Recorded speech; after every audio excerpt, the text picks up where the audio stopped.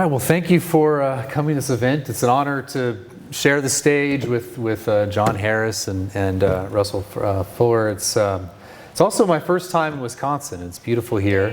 It's after publishing this book, I've been to many places, and America is a very diverse and beautiful place, and this just adds to my impression of that.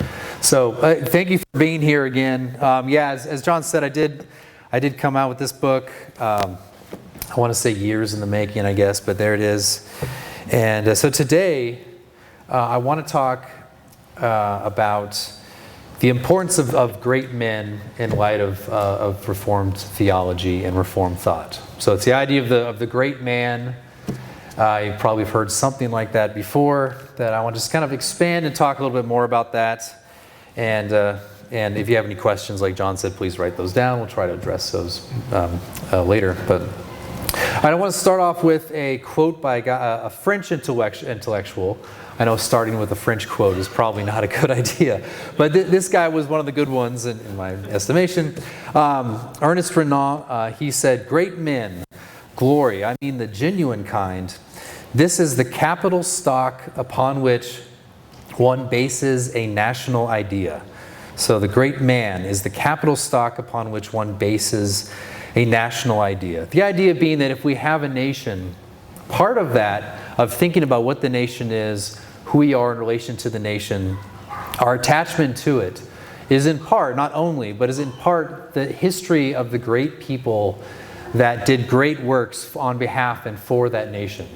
And so as Americans, who would you say is one of the greatest? Someone starts with a W, not Wolfe. Washington, yes, thank you. It's George Washington, my personal favorite founding father. Well, before I get to Washington, so what is a great man, just in general, not just a political? I feel like I'm giving a lecture, asking questions in a school, but it's a director. It's a sort of director of men. So you can think of a military officer. A military officer is someone who directs people into battle, directs them to actions as a group to do great things. They themselves are also men of action. So great men can be military leaders, they can be political leaders, they can be both. They can be great writers, but whatever it is, that this great man is someone who can shape and direct people in action. And then they leave a legacy within those people, that people, to give people a positive regard and understanding of who they are as a people. So I brought up George Washington because he truly was the greatest of the great within, I think, in American history. He was a military leader, of course, also later a political leader.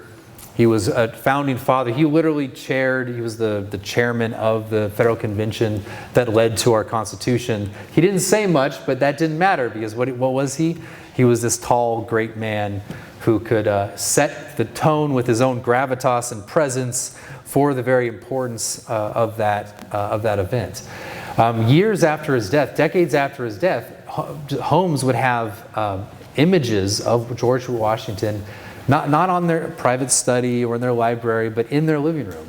So this was a very common American practice decades after his death to have that, have his image in the living room. So he continued on as this great man.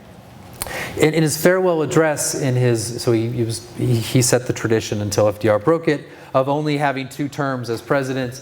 But in his farewell address, before he said, "I'm done. It's been 30 years. I'm retiring finally," he said, he was basically subtly saying, in my interpretation, "I've held this thing together, now you guys have to hold it together."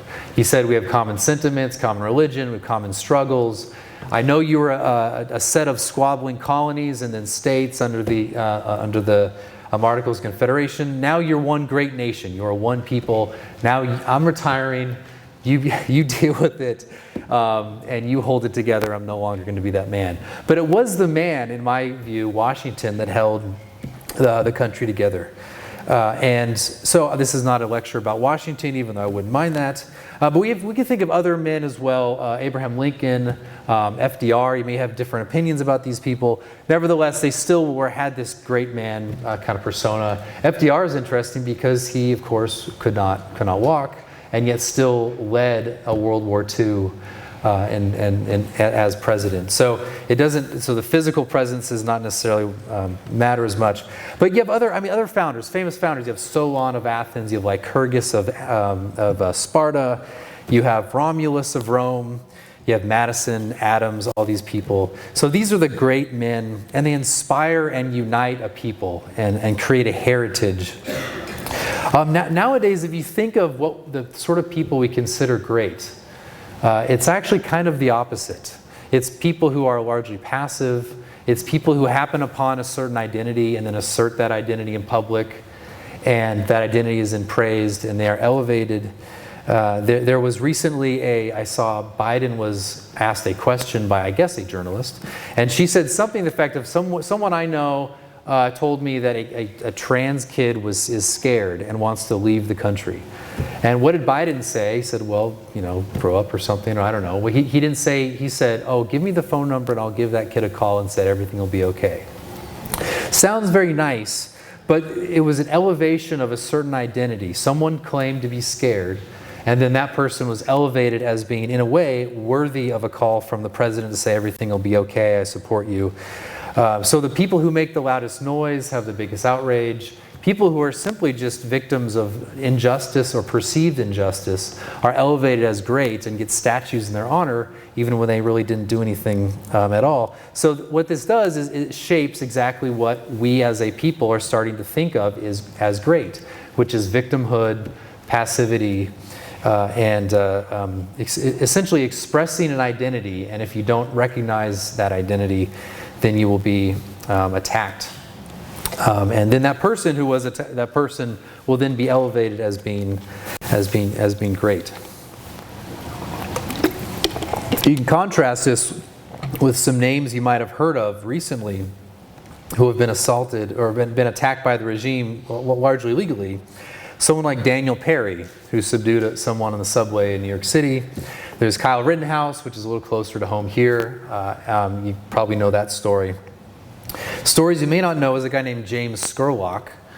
He was a bar owner who was, during a BLM rally, he went to the bar to protect the bar. After bricks were thrown into the windows of his bar, he and his father tried to push these people back or something to that effect, or just protect his bar.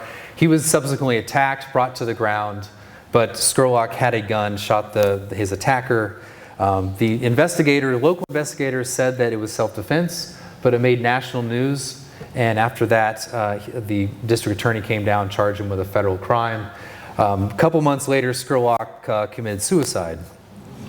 Another man named Jonathan Pentland, he was an NCO within the Army stationed at Fort Jackson, South Carolina. There was a deranged man who would come to his neighborhood who would then touch kids and be very strange, have very strange erratic behavior. Cops were called, nothing happens. And finally Jonathan Pentland, or Sergeant Pentland, said enough is enough, and he kind of roughed the guy up a little bit. He was subsequently arrested, charged with assault and convicted of assault, made national news. And the point being, why am I talking about these guys? These are people that in an earlier era would be praised for self-assertive individual action on behalf of their community, apart from maybe the lack of wisdom on Rittenhouse's fault. Nevertheless, the willingness to act on behalf of your community for its good when the authorities or others around you are not acting. So these are the kind of people who our regime are now attack, whereas the people who simply assert their identity in public are then praised.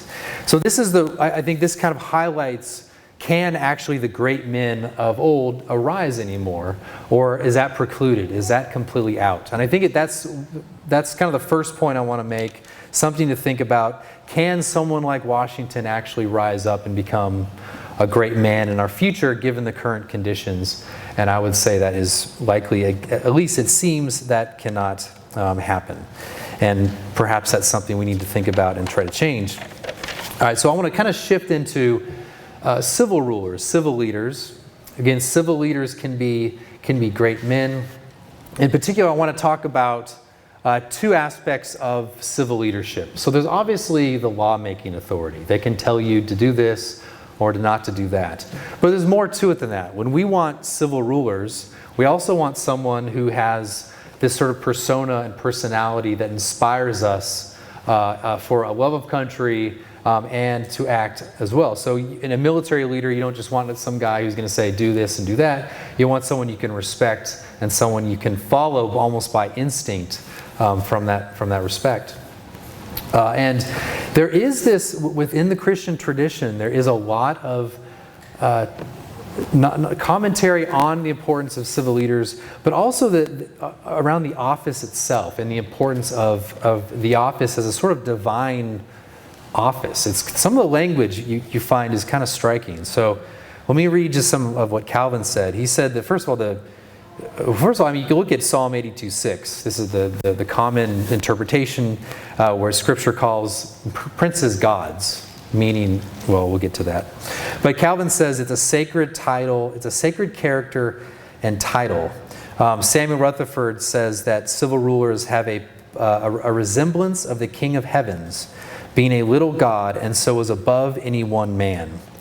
Calvin said, when good magistrates rule, we see God, as it were, near us and governing us by means of those whom he hath appointed. He says, the image of God shines forth in them when they execute judgment and justice. Calvin even says that the palaces of princes, so the houses, palaces, ought to resemble a sanctuary, for they occupy the dwelling place of God, which ought to be sacred to all. So some of this mainly in his commentaries, he says these things, and others. And you find this kind of language throughout not only the Reformed tradition, but also the Christian tradition. And you can see this rooted not only in Psalm 82, but also in Romans 13, the idea that they are God's deputy or minister or servant, also that the power comes from God. But there is something about the character of that office that is more than he's more than a man. Of course, he's not divinized. When we say, you're our president now, we're not divinizing him. We're not saying, infusing him with divineness or something, or divinity. He holds a certain office. But holding a certain office, you also ought to live up to that office, which means not only just law, but also having the sort of virtue and piety that comes with that. And so I want to first start off with some of the personality traits that we might want to look for, or that a civil ruler would have, and then go from there and talk about law. Some of this relates to what I said before. Our civil rulers ought to kind of live up as the first of the people. The idea that they are, just like in the army, we say that you always lead from the front. So the same way, civil rulers, they ought to lead from the front in virtue, in honor, and in piety. And in this sense, they ought to have some kind of gravitas. There's a reason in the military why when a commanding officer enters the room, everyone stands up and goes with attention. And he says, and the officer says, at ease, unless you're in trouble, then you get yelled at. But normally he'll just say at ease. But why do you do that? Well, in that space, by recognizing you're recognizing his presence in that space and his authority, and it's giving him the honor due to him, given that even if you don't like the officer, you still are supposed to do that, given the office that he holds.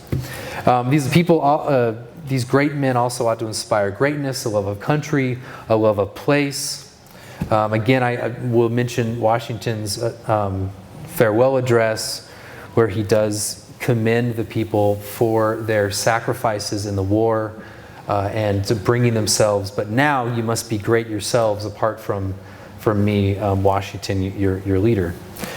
So there's a quote from John Witherspoon. John Witherspoon was a Presbyterian minister and founding father, also one of the presidents of Princeton.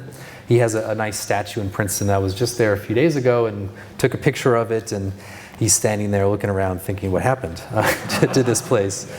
Let me see.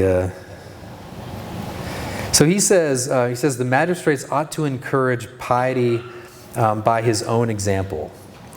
All right, so is that the only quote I had here? Well, okay, there it is. He ought to, that's good enough. He ought to encourage piety by his own example. So he ought to be, so this is a founding father saying that that's what civil rulers ought to do. I think it's important to stress that these guys are not church ministers. So there is a difference, of course. I mean, we all know this. There's a difference between a civil magistrate and a church minister.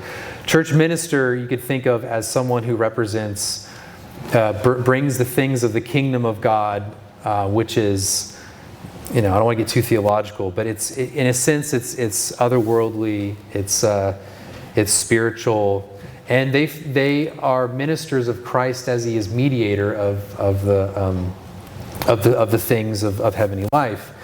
But a civil magistrate, he gets his power largely from God as creator. So he directs things of this world, the earthly things. And so his power is in a way more physical, more earthly, more coercive. It's more, as John was talking, actually your talk does fit in a way with what I said, what I'm talking about. There is a certain sublime element to the great civil leader that you can imagine if the president, even Joe Biden, okay, I don't want to bash Biden here, but even if Biden were to walk in today, there would be a sense in which this guy holds the office of the presidency of the United States. And if it was a president that you respected a lot, that would probably even be intensified. So there's something about the physical aspect and then the power and coercion that he has.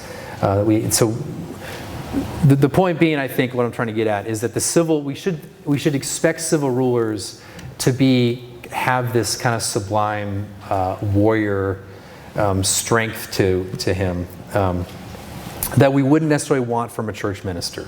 Church minister serves things through persuasion. He preaches, tries to persuade you, and he serves the sacraments as well. A little bit different office. And we should not conflate the two, in my view. Now, I want to be clear that I'm not talking about a monarchy. So I've been accused of wanting a monarchy to be in the United States. That's not true. I'm not against monarchy in principle or in itself. But I think that just like Washington, he was there when he contributed to the formation of our Constitution. And he abided by that Constitution and even set precedents that were held until we amended the Constitution with regard to term limits for the presidency.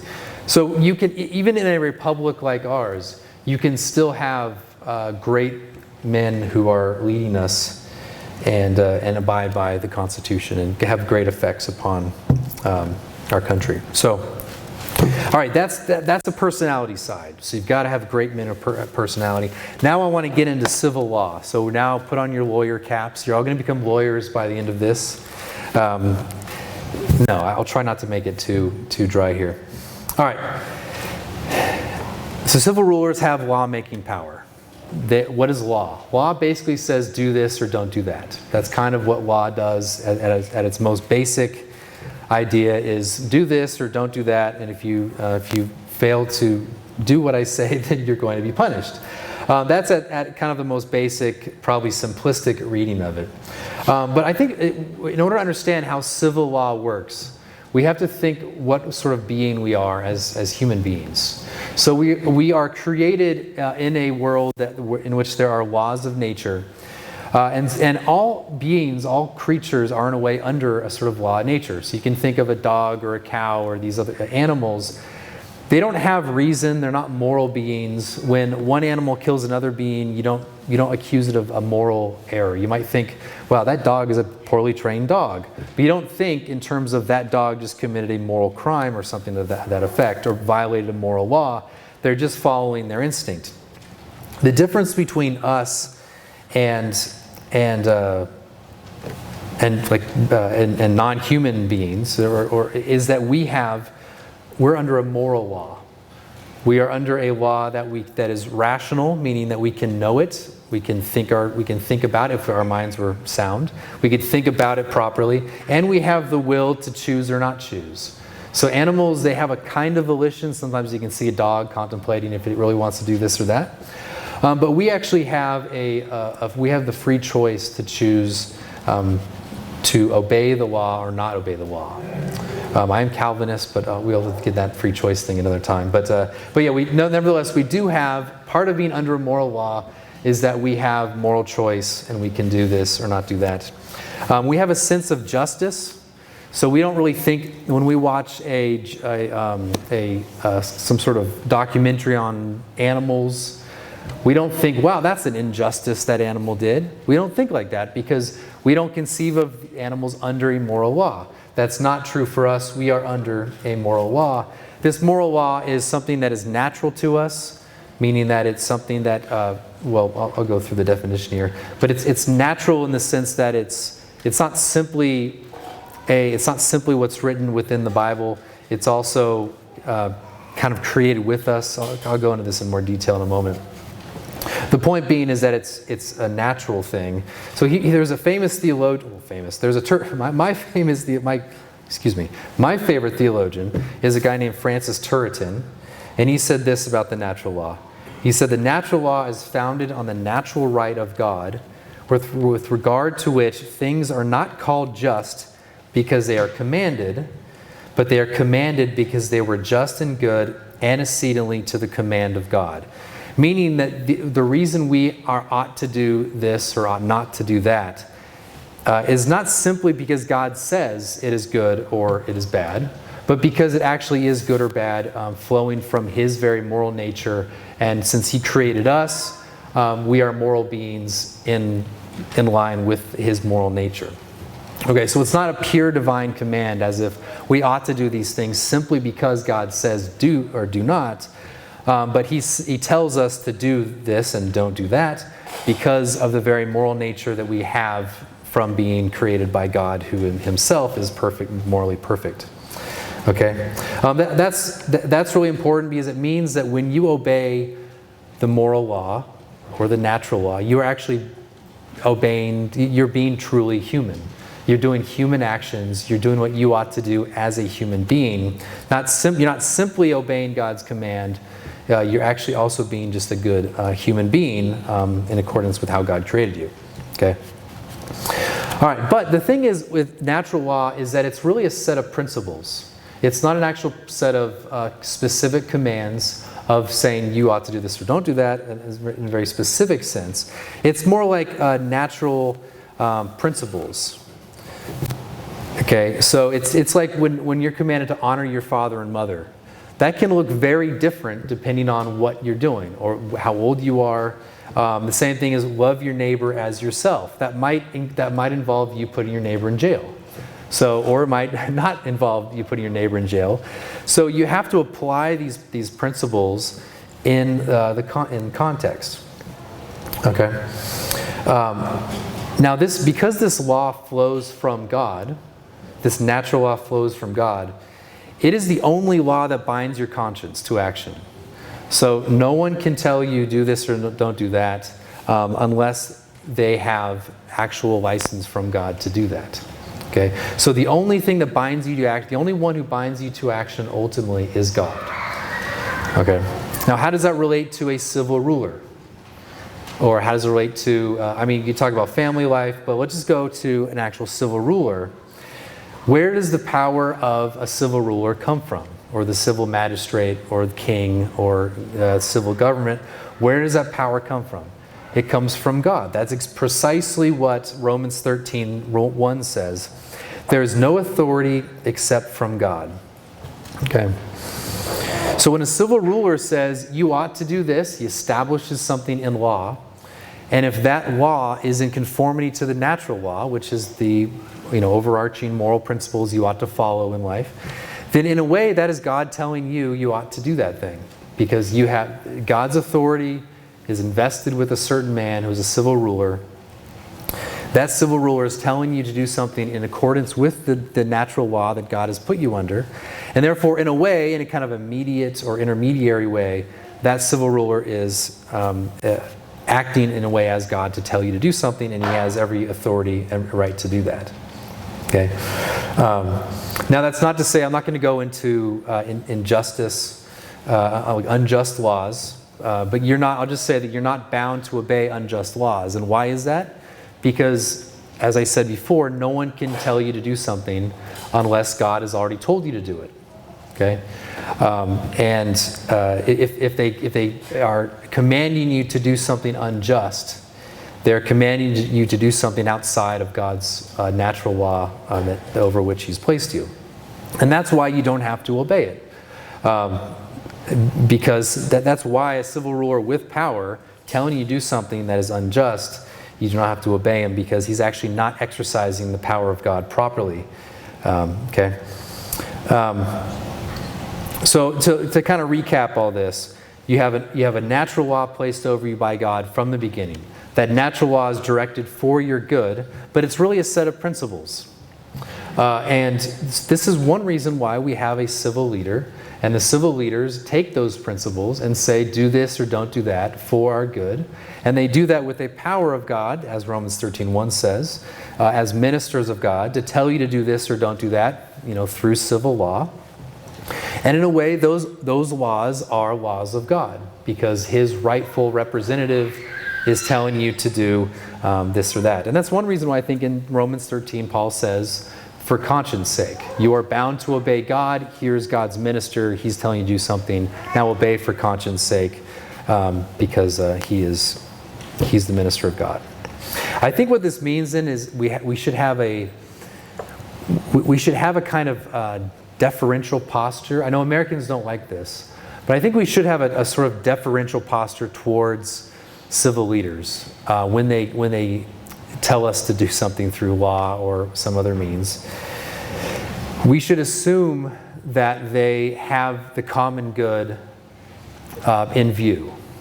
Now, I'm not saying absolutely. I think so. During COVID, I know that was very controversial, but eventually, I think regular people, will see that this law is dumb and doesn't work, or it's destructive, and I think there can be a point where we start disobeying, or if worship is canceled, but you can still go to bars or something like that. When there's clear inconsistencies, we can disobey, and I don't want to get into all the disobedience aspect, but the point is, I do think we should have a deferential posture as these people who do have legitimate authority and ought to be in a better position to decide the sort of laws we ought to obey. So I'm not trying to violate a good American principle of defiance and civil disobedience. So there still is that. I think theoretically we could do that, but at the same time we shouldn't have such a anti-authoritarian posture. I've kind of done an overview here of what I see as civil rulers having this kind of twin or twofold aspect to them, which is both the ability to direct via law, which is a more direct way. It's a direct way of saying what you ought to do and what we ought to do. But that's not enough. It's not enough to be like a Paul Ryan or a policy wonk who it doesn't inspire greatness in any respect, but can only give you laws. There has to be more than that. Also, a sort of personality that directs you to greatness and has a legacy to that end. All right. All right, so those are the two aspects. So I want to do a little bit of application now, if you let me. We have, of course, mixed government, meaning we don't have what I'm talking about might make more sense if we had kind of a unitary executive like a monarchy. Of course, we don't have a monarchy. We have a government that is kind of a mixed regime, of course, 3 branches, three separate powers, each one lodged in a different branch of government. And so it's this power of God is kind of in a way diffused in a way. So which personality do we respect, or do we look for? Can the great man be a congressman? So I think yes. So it can come from anywhere, any branch of government. But ideally, it would be the president. I mean, the president is the head of state. He is the executive. He doesn't have any lawmaking power, but he is the executor of the laws. That's the whole point of the presidency, and also but also a head of state in relation to other nations. And so I think this is one of as Christians, as just human beings, we should seek a president that is can have that sort of national greatness that we look for and need. Now, in recent years, we haven't exactly had that. I'm not going to go Trump bashing. I wouldn't do that anyway. But and there can be times when we have to violate that in the interest of for other interests. Nevertheless, as we train our children, as we look for, God to raise up someone for us, we should look to those kind of qualities, I think. And I think as we're looking for God to do that for us, I think as Americans we need to remind ourselves that we do in this country have a heritage of faith.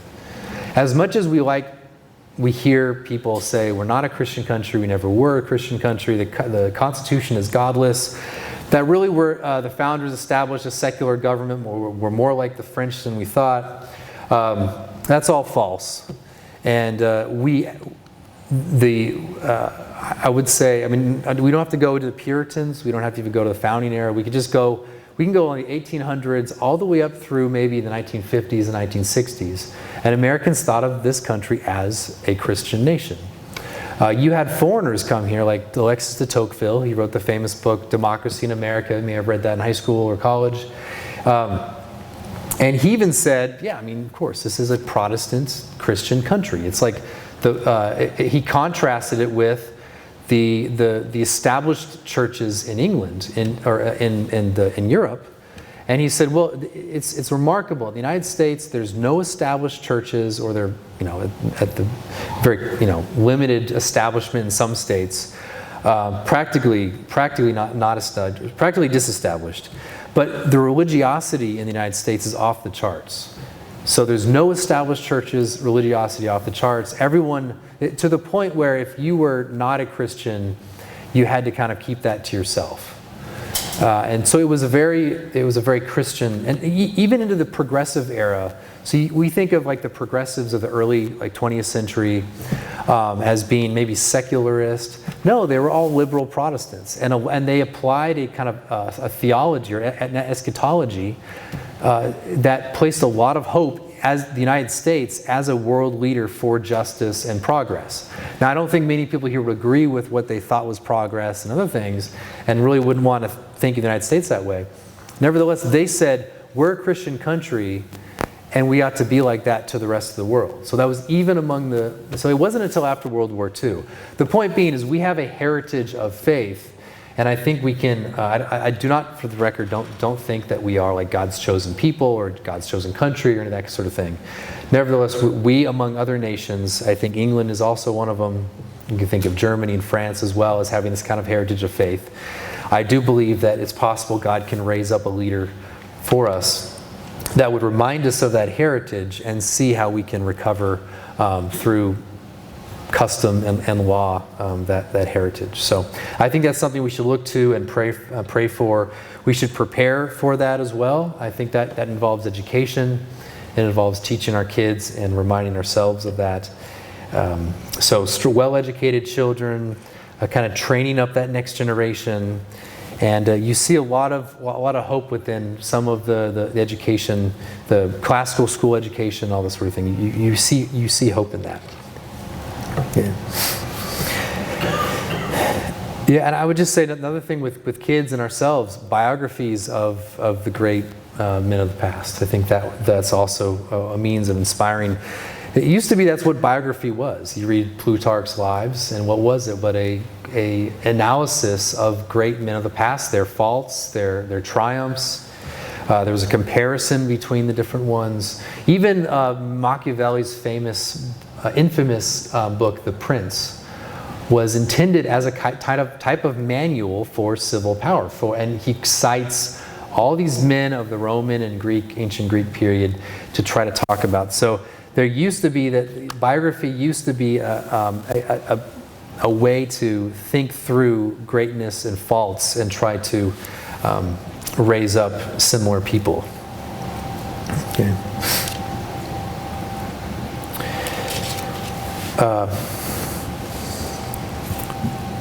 I said that civil rulers have the means through law to direct us to what is good.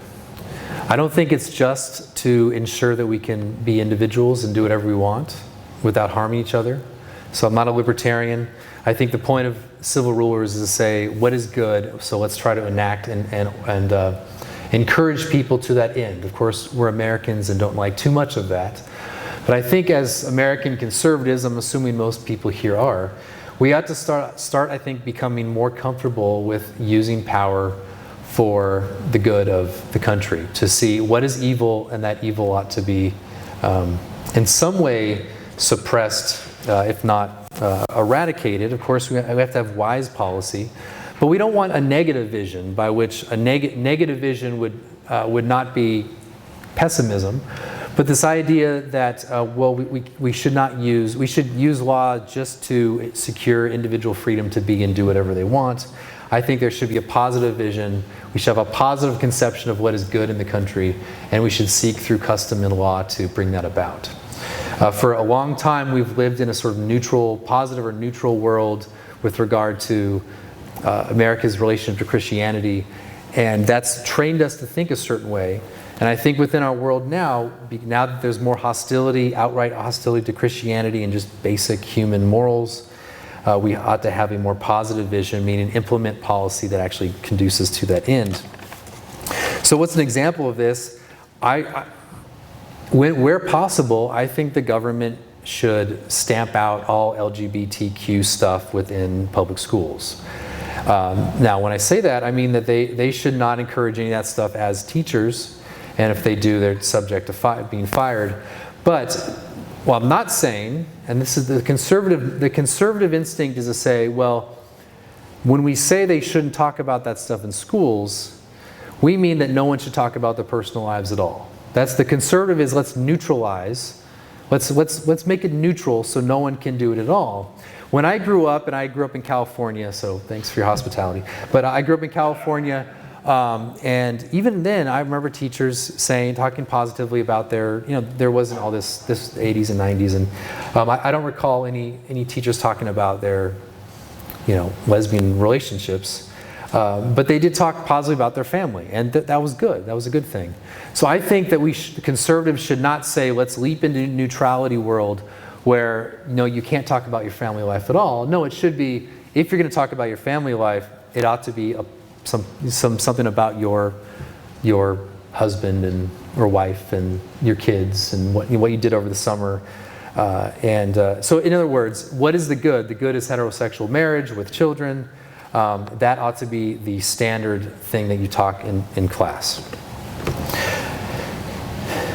So the next one would be religious exemptions. One of the strange things about us is that we think, the First Amendment, what that does, it means that we have exemptions. We claim our religious rights to be exempted from some norm or law. So when LGBTQ or whatever, all these things are normalized in society, instead of us saying no, we need to say no, that's just simply wrong and shouldn't happen, we ask for religious exemptions. So essentially we concede to the people who want to normalize deviancy, and then our response, instead of fighting against the normalcy, we seek an exemption. One striking, like during Obamacare, when they wanted to force Roman Catholics to have contraception or to provide contraception, initially, as I understand it, the Roman Catholic organizations were opposed to the law in its entirety, or at least that specific provision that would require providing contraception through the healthcare plans. And then someone said, we'll provide a religious exemption. And then all of a sudden, the Roman Catholics, many of them changed their view and said, okay, well, we'll accept it if there's an exemption. And so that became the law, and now, I forget all the details of that, but the point being is that they were granted an exemption. I think there still was a court battle over it, but nevertheless, there was a promise of an exemption. And as I understand it, the law passed by one vote in the Senate, and that was because the exemption was accepted. So that would not have actually passed, as I understand it, if they not accept the exemption. I'm not saying religious exemptions are bad all the time. I'm not saying that sometimes it's a tactical strategic maneuver to guarantee our right to kind of live out our beliefs without being harassed. But we shouldn't be addicted to exemptions. We should seek what is normal, what is right. That ought to be the norm. And so that's my main point there. So lastly, I already mentioned this before, and I'm kind of running out of time, but I think we need to pray for God to raise up a figure or people or a movement that will deliver us from the evils that we see in this country, in a way to return to older ages, not entirely, of course, but return to the heritage of faith, that heritage of faith we have in the United States. And I think a key element of that is going to be God's providence, but using these great people who will direct us to it. And it'll be a process of remembrance, not just a innovative new thing. It'll be a process of remembrance. So hopefully we can pray for that. So thank you.